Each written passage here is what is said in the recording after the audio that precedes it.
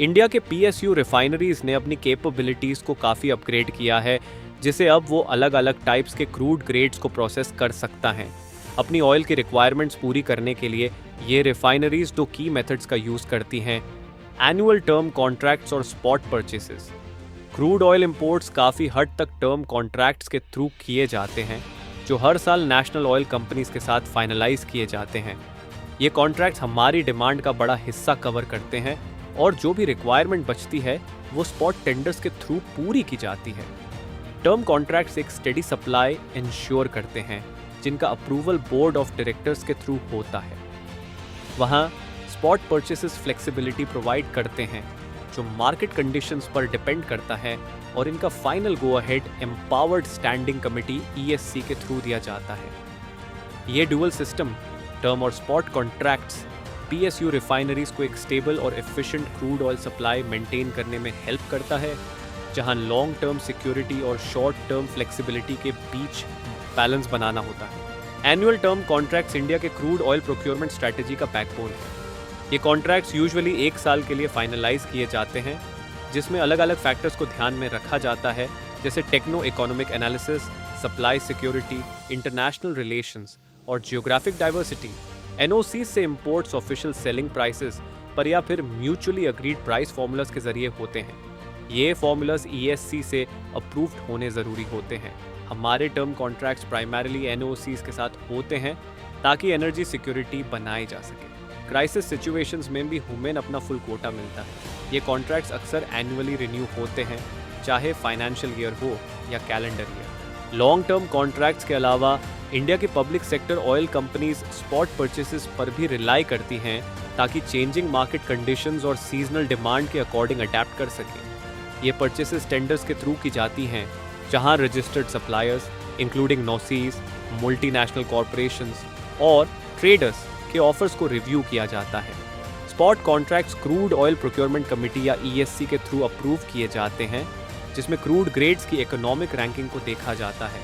इस प्रोसेस के through refineries अपनी परचेसेस एडजस्ट कर सकती हैं और कंपेटिटिवली प्राइस्ड क्रूड और नए ग्रेड्स को डिफरेंट जियोग्राफीज से एक्सप्लोर कर सकती हैं। स्पॉट परचेसेस की फ्लेक्सिबिलिटी कोविड क्राइसिस के टाइम पर काफ़ी यूजफुल थी। जब डिमांड ड्रॉप हुई, हमने कुछ टर्म कॉन्ट्रैक्ट वॉल्यूम्स को कैंसिल किया और अपने इमीडिएट नीड्स के लिए स्पॉट परचेसेस पर शिफ्ट किया। इससे हमें ऐसे ग्रेड्स भी एक्सप्लोर करने का मौका मिला जो लॉन्ग टर्म कॉन्ट्रैक्ट्स के थ्रू अवेलेबल नहीं होते। बड़ी कंपनीज जैसे इंडियन ऑयल कॉरपोरेशन वीक में 1 या 2 बार स्पॉट परचेसेस करती हैं, जबकि छोटी कंपनीज जैसे भारत पेट्रोलियम कॉरपोरेशन और हिंदुस्तान पेट्रोलियम कॉरपोरेशन हर 10 दिन में 1 बार स्पॉट परचेसेस करती हैं। ये परचेसेस नॉर्मली 2 या 3 महीने पहले अरेंज की जाती हैं, जो ऑपरेशनल फ्लेक्सिबिलिटी देती हैं। इंडियन ऑयल पीएसयूज अपनी क्रूड ऑयल की ज़रूरत को पूरा करने के लिए एमएनसीज के अलग अलग सोर्सेज से क्रूड ऑयल प्रोक्योर करती हैं। फेयर और कम्पिटिटिव सोर्सिंग को इंश्योर करने के लिए इन कंपनीज ने स्ट्रिक्ट एलिजिबिलिटी क्राइटेरिया सेट किए हैं, जो रजिस्ट्रेशन के लिए ज़रूरी होते हैं। Indian oil corporation limited IOCL के लिए रजिस्ट्रेशन साल भर ओपन रहता है, लेकिन उसके लिए मिनिमम 3 साल का ट्रेडिंग एक्सपीरियंस होना ज़रूरी है। Bharat petroleum corporation limited BPCL भी इसी तरह का मॉडल फॉलो करता है, लेकिन उसके रजिस्ट्रेशन प्रोसेस में कुछ स्पेसिफिक एलिजिबिलिटी क्राइटेरिया होते हैं, जैसे वॉल्यूम, नेटवर्थ और प्रॉफिटेबिलिटी रिक्वायरमेंट्स।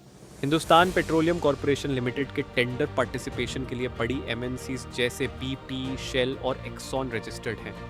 NOCs के लिए रजिस्ट्रेशन का प्रोसेस स्ट्रेट फॉरवर्ड है, लेकिन दूसरे सप्लायर्स को रजिस्ट्रेशन के लिए ट्रेडिंग वॉल्यूम, नेट प्रॉफिट और पॉजिटिव नेटवर्थ के रिक्वायरमेंट्स को प्रीवियस 3 सालों तक फुलफिल करना पड़ता है। Mangalore refinery and petrochemicals limited भी स्ट्रिक्ट गाइडलाइंस फॉलो करता है।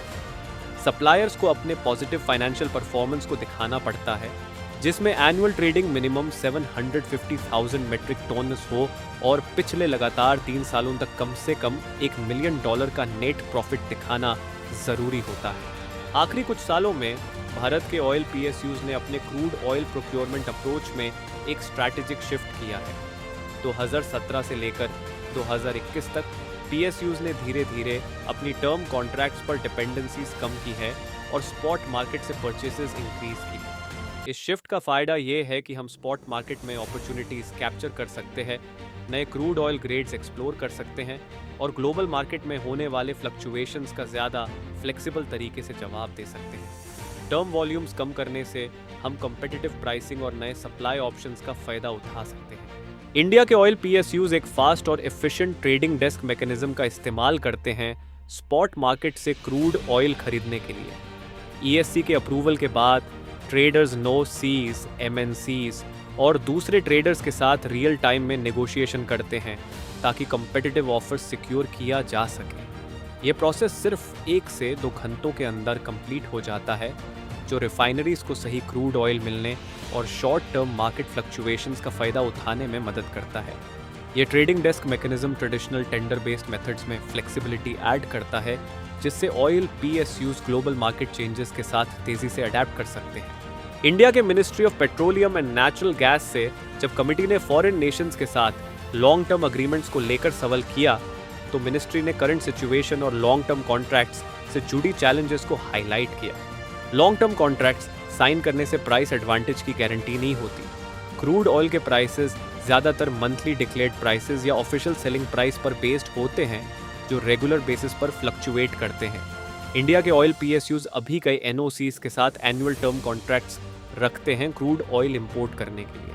इसमें एवरग्रीन कॉन्ट्रैक्ट्स भी शामिल हैं, जो हर साल ऑटोमेटिकली रिन्यू हो जाते हैं। खास तौर पर इंडियन ऑयल कॉरपोरेशन के पास सऊदी अरमको, कुवैत पेट्रोलियम कॉरपोरेशन और अंगोला के सोनानगोल के साथ एवरग्रीन कॉन्ट्रैक्ट्स हैं, जो हर साल रिन्यू हो जाते हैं जब तक टर्मिनेट न किया जाए। इन कॉन्ट्रैक्ट्स के अलावा IOCL के पास UAE के नोक एडनोसी के साथ एक 3 ईयर रोलिंग कॉन्ट्रैक्ट है और रशिया के नोसी रोसनेफ्ट के साथ एक 5 ईयर अग्रीमेंट भी है।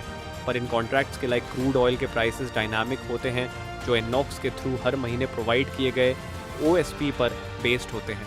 मिनिस्ट्री ने यह भी बताया कि BPCL और HPCL भी इसी तरह के एनुअल कॉन्ट्रैक्ट पैटर्न्स फॉलो करते हैं, जिसमें टर्म ड्यूरेशन की फ्लेक्सिबिलिटी होती है। BPCL लंबे समय के कॉन्ट्रैक्ट्स साइन करने के लिए तैयार है अगर कोई कम्पिटिटिव एडवांटेज मिलता है तो, जबकि HPCL ज़्यादा वॉलेटाइल मार्केट होने के कारण एनुअल कॉन्ट्रैक्ट्स को प्रेफर करता है। MRPL भी पर्शियन गल्फ रीजन के NOCs के साथ एनुअल कॉन्ट्रैक्ट्स रखता है, crude oil grade, voyage time और रिफाइनरी की प्रोसेसिंग एबिलिटी को ध्यान में रखते हुए। लेकिन बाकी PSUs की तरह MRPL भी लॉन्गर टर्म कमिटमेंट्स को लेकर तभी आगे बढ़ता है जब इकोनॉमिक और ऑपरेशनल क्राइटेरिया मैच हो। इंडिया के PSUs ग्लोबल ऑयल मार्केट के कम्प्लेक्सिटीज़ को नेविगेट करते हुए रिलायबल क्रूड सप्लाई को सिक्योर करने पर फोकस हैं। ये PSUs टर्म कॉन्ट्रैक्ट्स और स्पॉट मार्केट परचेसेस का एक बैलेंस बनाकर प्राइस स्टेबिलिटी और सप्लाई फ्लेक्सिबिलिटी का ध्यान रखते हैं।